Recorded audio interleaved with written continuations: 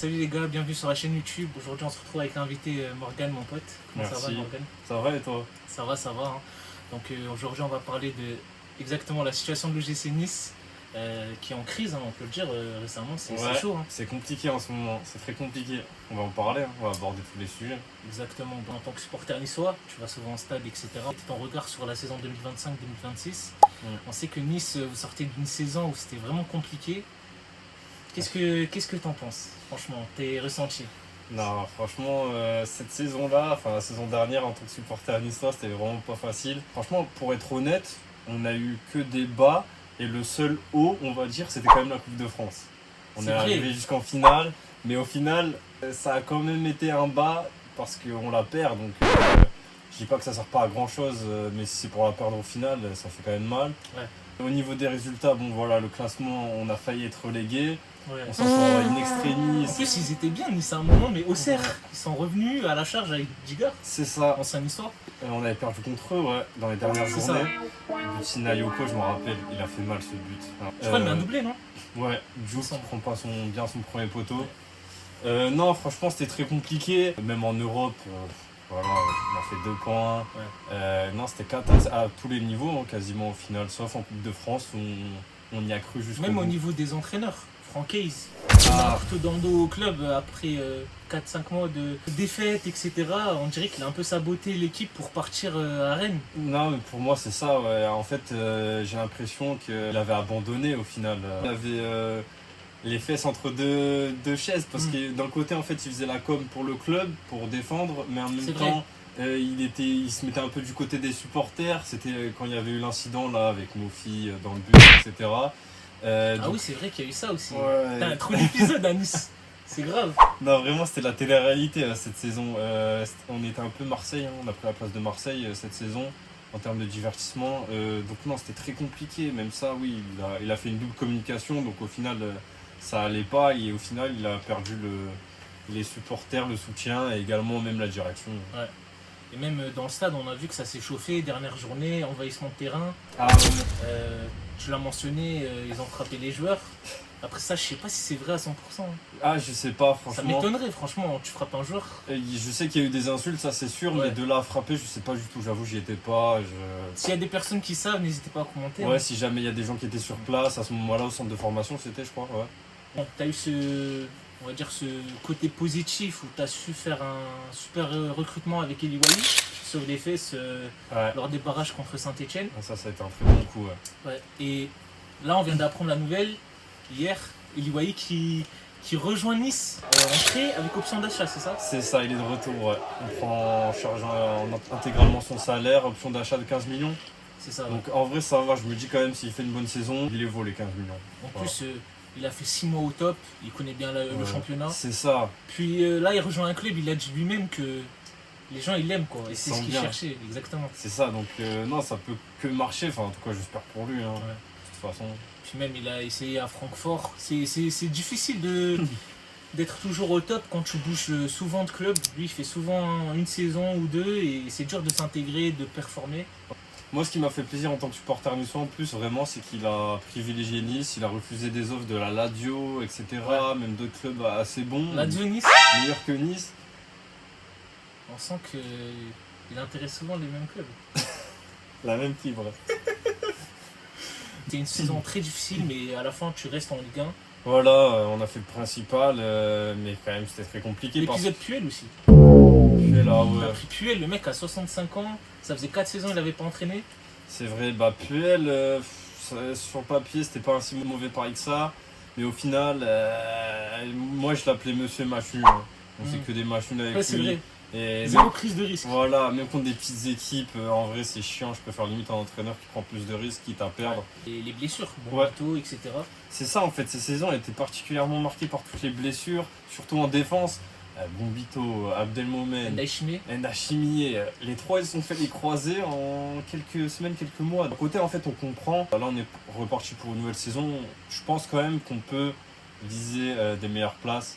Moi je pense top 10. Le top 10, enfin entre la 10e et la 12e place, je vais finir dans votre mot honnêtement, parce que c'est quand même une année de reconstruction. Mais voilà, moi ça m'irait en 10e.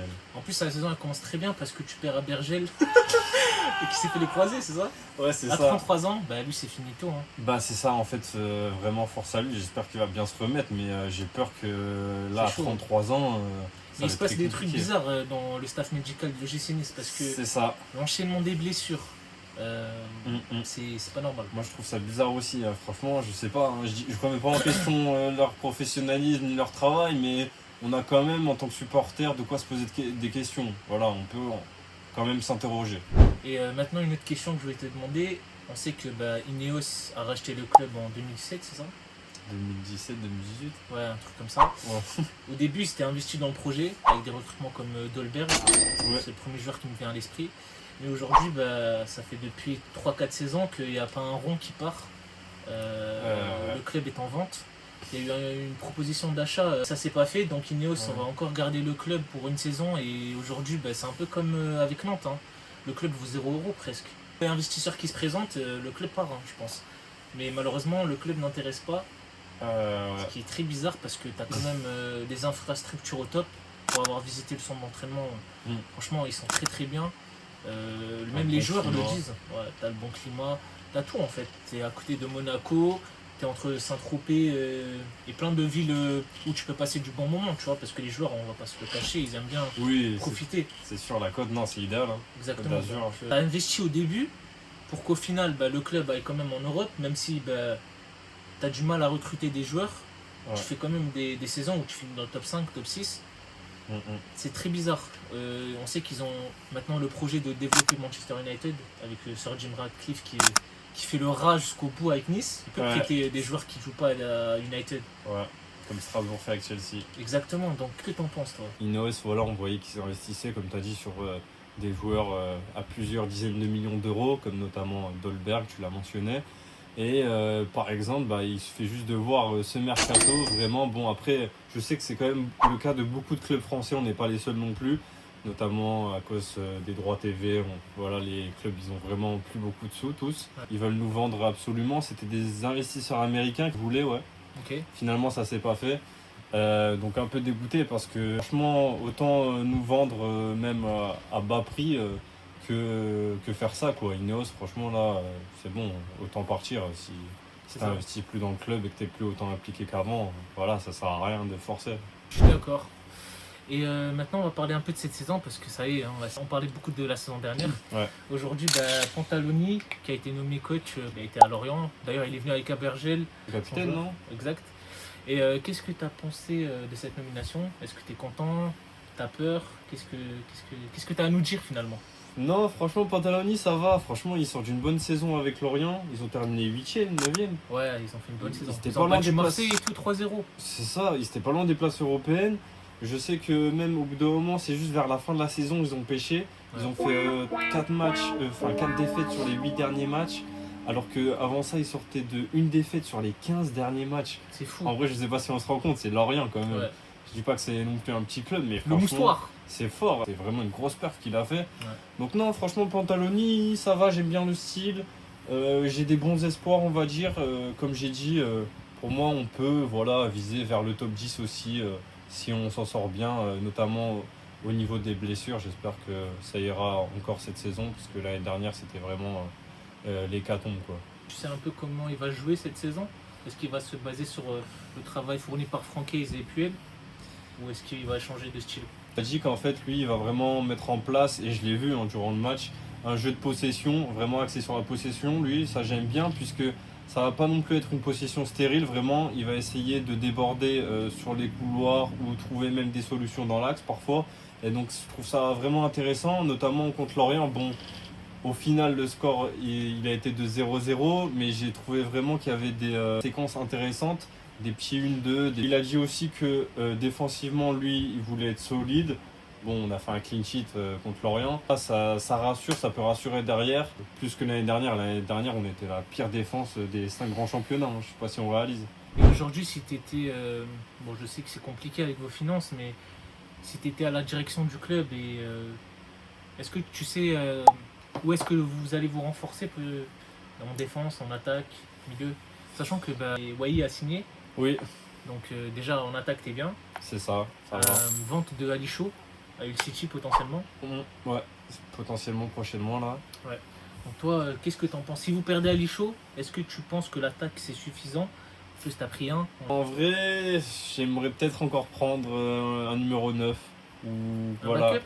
Ouais, quelqu'un qui peut jouer en 9 et peut-être sur le côté droit, comme Alicho. Ce serait pas mal. Nous, après, ça va au niveau de la défense, du milieu. Bon, on a pris Witsel. Je vais lister là tous les recrutements que vous avez fait, tous les départs, parce qu'il y a eu aussi des départs, ça on l'a pas encore mentionné, mais Bogat, Mofi, etc.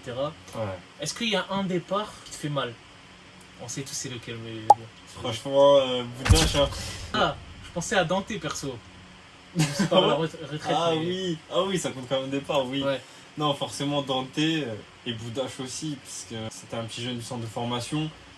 Dieu sait, ça fait combien de temps on n'avait pas eu un petit crack comme ça du centre. Ouais. Et voilà, en plus, il part libre. Même pas un petit euro. On touche même pas 1 euro dessus. On le donne à Lyon.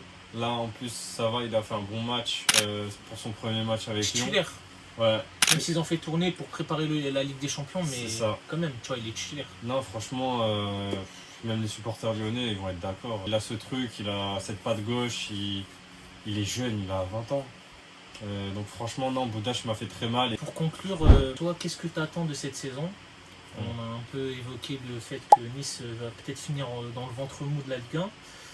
Est-ce que tu penses qu'aujourd'hui vous êtes prêt à peut-être jouer pour une 6e ou 7e place, espérer avoir une Conference League qui ferait pas de mal pour le club, jouer l'Europe? Mais si bon, à chaque fois que vous jouez l'Europe, c'est compliqué.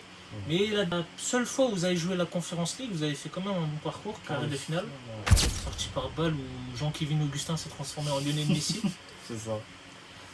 D'ailleurs, on a été au stade et on a été interviewé ce jour-là. Je mettrai un petit extrait. Par BFM TV. Et on a putain de bugué. On a stressé sa mère. Ah, franchement, je crois que j'ai dit. Non, attends, moi j'ai stressé. Lui, il a lâché une rédaction. T'as Oppenheimer.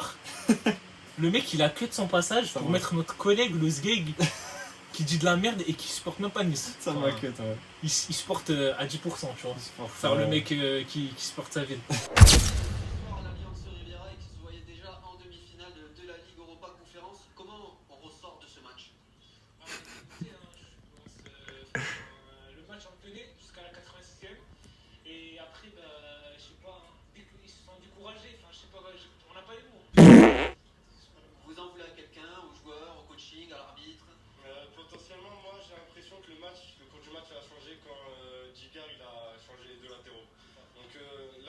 Au final avec Bart d'un côté à droite le petit Mendy, mais au final j'ai l'impression que les remplaçants ils n'étaient pas à la hauteur et que à partir de ce moment-là le match il a changé, on n'a pas su se créer des occasions comme il fallait et voilà. Après j'en veux pas à Gigard parce que les joueurs étaient sûrement fatigués, surtout Mendy. Toi c'est quoi une saison réussie aujourd'hui à Nice? Franchement une saison réussie, 7e et 12e place hein. Dans le ventre mou, moi ça me va parce que de toute façon, comment dire, quand tu sors d'une saison comme ça, là, t'as fini quoi 16e, tu sais que la saison d'après, tu vas pas jouer l'Europe, enfin, à moins d'une grande transformation. C'est vrai que certes, on a changé d'entraîneur, le directeur sportif, on a mis Cohen, on a pris des nouveaux joueurs, on en a vendu d'autres. On n'attend pas à ce qu'on joue l'Europe, les places européennes. Je veux dire, il y a d'autres clubs français qui sont vraiment plus forts que nous, que ce soit du recrutement, de la formation, même de l'entraîneur, de la tactique, etc. Donc non, franchement, si on termine entre la 7e et la 12e place, moi ça me va, voilà, dans le ventre mou. Petite année de reconstruction après très très dure année qu'on a vécue en tant que supporter niçois. Après, le truc c'est que cette saison, il y a beaucoup de clubs de Ligue 1 qui malheureusement n'ont pas su se renforcer parce que c'est ça. Ligue 1 n'a plus d'argent aujourd'hui. Tout le monde a vendu, notamment Strasbourg, qui même avec Bluco n'arrive même plus à faire rentrer des joueurs de Chelsea, si ce n'est quelques-uns comme Jørgensen qui remplace Penders. Encore ça on s'en fout, tu vois, mais je te parle vraiment de joueurs offensifs, créatifs, ou même des leaders en défense. Tu vois un peu toutes les équipes, à part Lyon, qui a fait un mercato où t'as juste eu Openda entrée, mais t'as eu des joueurs comme Duranville, aujourd'hui, Duranville, même si bon, ça reste un joueur intéressant, on sait qu'il va pas atteindre son potentiel qu'on avait espéré sur lui. C'est juste pour dire qu'aujourd'hui, toutes les équipes, elles ont régressé, donc Nice peut quand même faire, comme tu l'as dit, espérer avoir une place européenne. En tout cas, se battre pour 6-7ème, pourquoi pas. C'est la 7. C'est la 7ème qui est européenne. S'il y a un club qui gagne de la France. Coupe de France Autre que Paris. et qui n'est pas en LDC, un truc Ah oui. comme ça, des coups Ah des oui, trucs, oui, bref. comme Lens quoi, ouais, qui est en LDC, Exact. du coup, ils vont pas prendre l'Europa. Ok, ouais, non, pourquoi pas la 7ème place. Après, on peut avoir des bonnes surprises. Et après, j'ai envie de te dire aussi, c'est pas forcément une mauvaise chose qu'il y ait des clubs qui n'aient ni beaucoup acheté, ni trop vendu.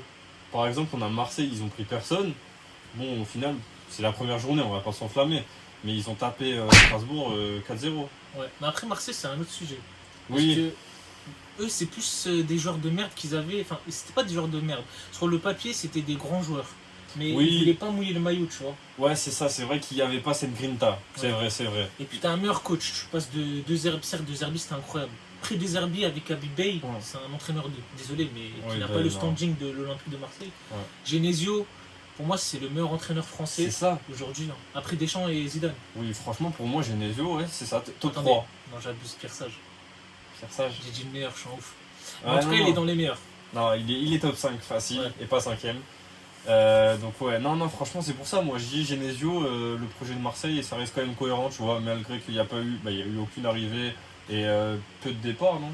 Si, quand même. Ils T'as ont- eu des départs. T'as eu ils ont- Rouli qui est en gardien. Tu le remplaces par Delange qui était déjà au club, mais. Uli, ouais, Delange, ça Guez. va. T'as eu Aubameyang qui est parti. Bah, libre. merde, voilà. Tu l'as même pas vendu. Greenwood. Les gars, Greenwood. Ah oui, Fenerbahçe. Ouais, 40 millions. Ouais, Marseille, bon. On avait zappé que Greenwood était parti et Mm. que Medina aussi. Au final, ça reste cohérent, je trouve, leur projet. T'as quand même des bons joueurs devant. Franchement, Gouiri, il a fait un gros match. Ou Wea il me aussi. semble. Ouais. Timothy Weah, ouais. Franchement, il est bon. Gomez aussi, j'aime bien Angel Gomez. C'est un Ouais, bon mais créateur. apparemment, il veut partir. Ils veulent le vendre depuis un certain moment, Angel. Ah ouais. Mhm. Ce serait dommage, franchement, de s'en séparer, parce que là, il a fait un bon match aussi. Ouais, mais Marseille, c'est particulier. Oui, c'est sûr, après, c'est un climat particulier, etc. Moi, je pense qu'aujourd'hui, ce qui fait le plus mal à Marseille, c'est pas forcément l'aspect de la direction, c'est plus les supporters. Parce qu'ils attendent trop de cette équipe. Parce que je comprends la frustration de ne pas gagner un trophée et de voir des clubs comme Lens. Lens, Nantes, gagné. Exact. Mais en fait, tu as eu Roberto De Zerbi, qui est sûrement la meilleure chose qui est arrivée à l'Olympique de Marseille depuis le championnat, en 2011 ou 2010, je sais plus. Mais... Ouais. Et tu t'as pas su lui donner autant d'amour, tu vois. Tu aurais donné de l'amour à ce coach. Je pense que tu aurais pu potentiellement cette saison-là chercher une Coupe de France. Après, il y a eu le choc en Coupe de France, Ah oui. le trophée des champions. Il y a Ah eu bon. trop de choses. Et même, on a vu en interne avec Benassia et Longoria, la relation elle était fissurée, tu vois. C'est ça. Mais bref, là aujourd'hui on parle de l'OGC Nice, Ouais. 500 balles. Donc ouais, en tout cas, ce fut un plaisir de parler avec toi de l'OGC Nice. Non, ouais, c'était Dites-nous cool. en commentaire si vous voulez qu'on refasse d'autres formats de ce style avec peut-être d'autres clubs. Hein. Pas forcément avec Nice ou Paris. Hein, voilà. Le club de Ligue 1, ouais. Exactement, on peut analyser. Ouais. Et n'hésitez pas à vous abonner à son compte. Je mettrai tous ces liens en bio. Merci les gars. Et c'était un plaisir, Merci à toi pour l'invitation. avec plaisir. Et donc à la prochaine les Allez, gars. ciao, bye,